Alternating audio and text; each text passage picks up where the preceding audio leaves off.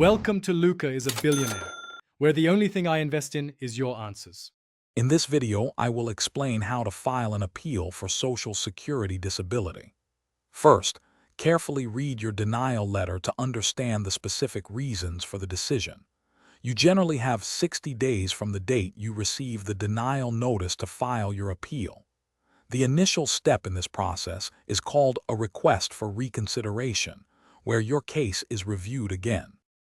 During the reconsideration stage, a different examiner will review your original claim and any new evidence you submit.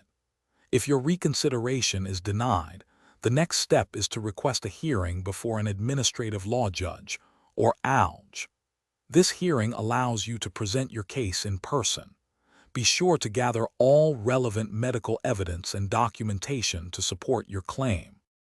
If the ALJ denies your claim, you can appeal to the Social Security Appeals Council.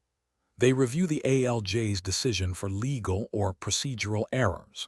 If the Appeals Council also denies your claim, the final administrative step is to file a lawsuit in federal district court.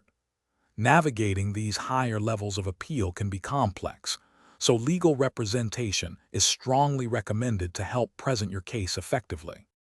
Throughout the entire appeals process, it is crucial to keep meticulous records, including copies of all documents you submit.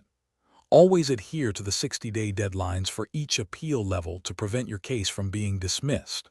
Remember, staying organized and informed can significantly impact your outcome.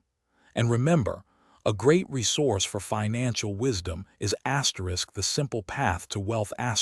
You can find a link to this book and other helpful deals in the description below. Thanks for watching and please subscribe. It's the best investment you'll ever make.